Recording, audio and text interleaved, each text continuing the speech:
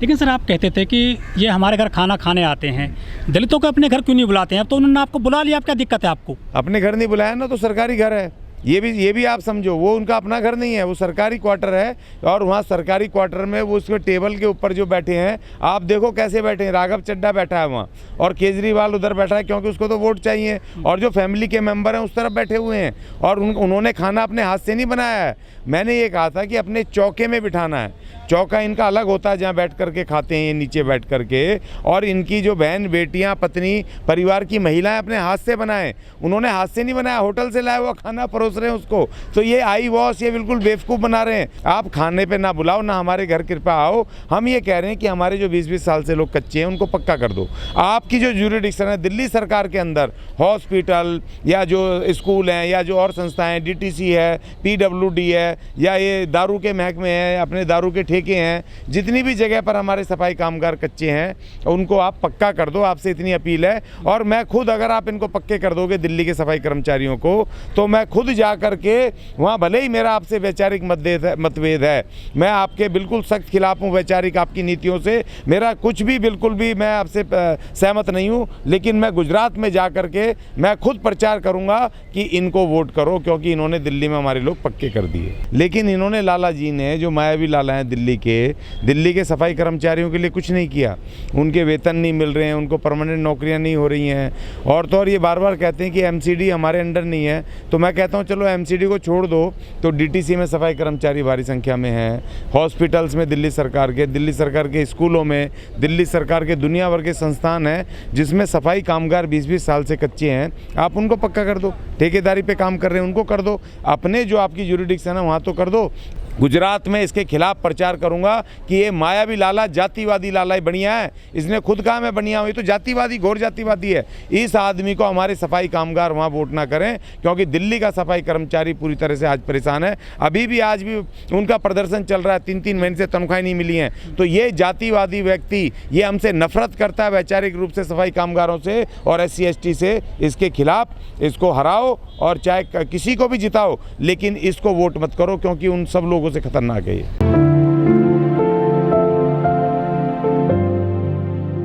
देखिए, ये जो घटना, पहली बात तो कि वो लड़के के बारे में हम पूछ रहे हैं, वो हर्ष, क्या नाम है उसका, सोलंकी, वो पता नहीं सफाई कामगार परिवार का है भी कि नहीं है, सफाई कर्मचारी है कि नहीं है। जिस तरीके से वो मीटिंग चल रही थी, और उस मीटिंग में एकदम से वो खड़े होकर के उसने वो सवाल उठाया जो उसका एजेंडा नहीं था वहाँ का। वहाँ उस मीटिंग का माहौल नहीं था जो वहाँ मीटिंग चल रही थी केजरीवाल की।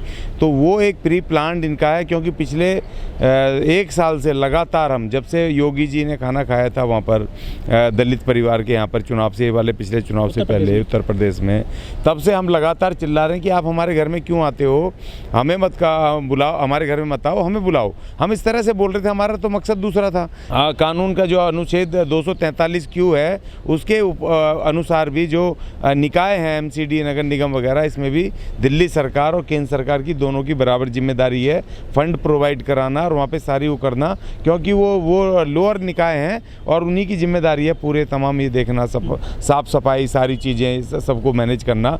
तो इसको पैसा देना, सब कुछ करना इनकी जिम्मेदारी है। आपके पास 70,000 करोड़ का फंड हो गया आज दिल्ली सरकार का। जब वहाँ शीला दीक्षित गई थी 2014 में, तो 2013 में फंड था उस समय 39,000 करोड़ रुपए। तो आज डबल हो गया, ऑलमोस्ट डबल हो गया। तो आप 5,000 करोड़ रख दो भाई, MCD को दे दो कि ये पक्के करने के सफाई कर्मचारियों के। आपने इनको पक्का नहीं करा, दिल्ली में सफाई कर्मचारियों की दुर्गति कर दी। और तो और DTC में आपने 8 घंटे से घटा करके 4 घंटे ड्यूटी कर दी है, पता है आपको, कच्चे और ठेके कर्मचारियों की। और केजरीवाल का स्टेटमेंट है कि ये तो 2 ही घंटे काम करते हैं सफाई कर्मचारी, इनको तो 2 घंटे रखो और 2 घंटे सुबह और 2 घंटे शाम बुलाओ और सफाई करवाओ और इनको 5,000-6,000 रुपये दो। इस तरीके से ये जातिवादी लोग ये यहाँ दिल्ली में कर रहे हैं। और वहाँ गुजरात में जाके, क्योंकि गुजरात की जो लोग हैं बीजेपी से तंग है और कांग्रेस जो है मजबूत विकल्प देने में नाकाम है। और बीजेपी से पिछले वो 15 साल से वो बुरी तरह तंग है उनसे।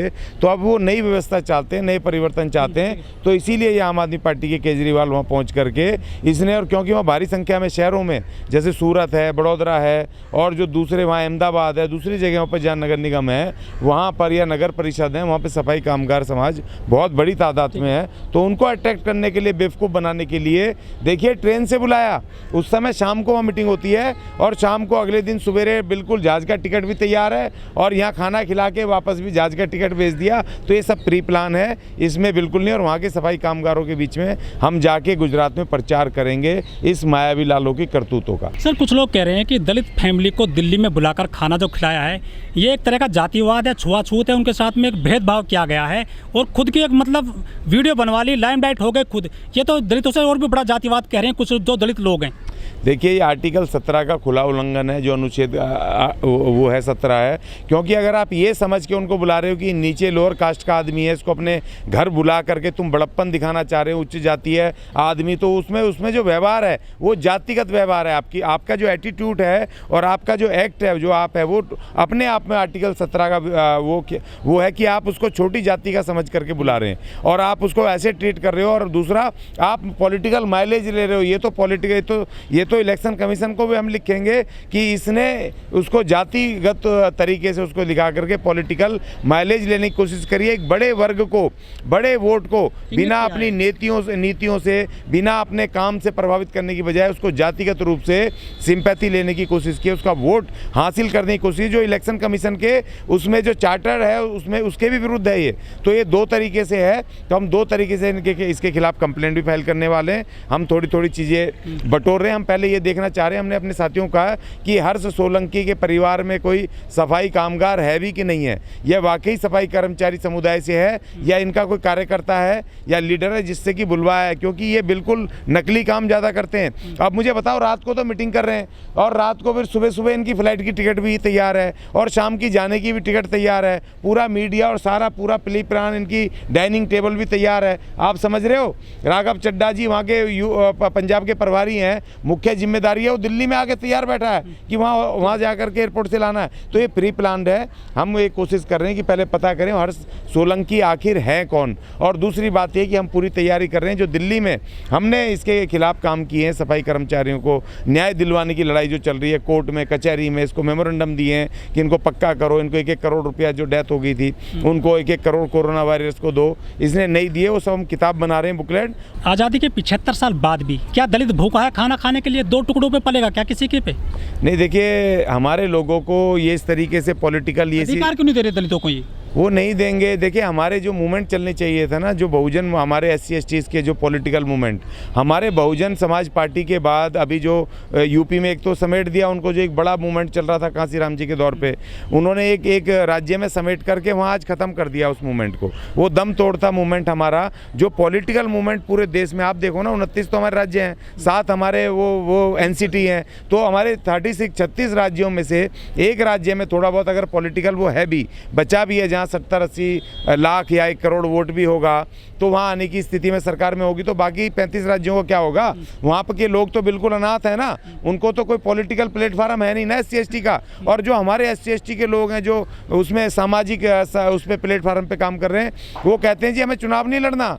वो इन मनुवादियों के खिलाफ बोलते तो हैं, लेकिन चुनाव के समय उनको रास्ता दे करके दूर खड़े हो जाते हैं। हम नहीं लड़ेंगे चुनाव, कहते हैं हमारा काम नहीं है, पहले हम सामाजिक क्रांति कर लें। भैया, कब तक करोगे सामाजिक क्रांति? अब ये संविधान खत्म कर देंगे, कब तक करोगे? तो इसीलिए हम कह रहे हैं भाई, राजनीति करो। जब तक आप इनको राजनीतिक रास्ता देते रहोगे, सत्ता की तरफ बिल्कुल इन्हों बिना लड़े जाने देते रहोगे, तब तक ये लोग हमारे लोगों का अधिकार नहीं देंगे, हमारे लोगों के खिलाफ जातिगत ये भावनाएं पैदा करेंगे। और ये चुनावों में इस तरह कभी रोटी खाने हमारे घर आएंगे, कभी ये रोटी खाने हमें बुलाएंगे। तो इससे क्या होगा? हमारी सिंपैथी ले लेंगे, बिना ये उसके नीतियों के, बिना हमें कोई आश्वासन दिए, बिना हमारे अधिकार दिए वोट लेते रहेंगे और जीतते रहेंगे और हम लोग दिन पे दिन वापस जाते रहेंगे। देखिए, एक चीज़ और, लेकिन कुछ लोग कह रहे हैं कि जो बीजेपी कहती थी या मोदी जी कहते थे कि हम हवाई चप्पल पहनने वालों को हवाई जहाज़ में घुमाएंगे, लेकिन 2 कदम आगे निकले हैं अरविंद केजरीवाल।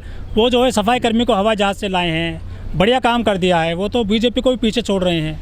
देखिए, ये सब चीज़ें इन्होंने कहा उनको, ये इनकी चालबाजी है। इन्होंने कहा चप्पल वाले को, हवाई चप्पल को वहाँ बैठाएंगे, तो जो हवाई चप्पल वाला था उसकी चप्पल भी उतार ली, जहाज़ में तो बैठाना छोड़ो, उनकी चप्पल भी उतार दी। अभी आपने देखा जंतर मंतर, बेचारे ये भूखे नंगे वहाँ से आए, गरीब, जिन पे खाने को रोटी नहीं है। आज की घटना है।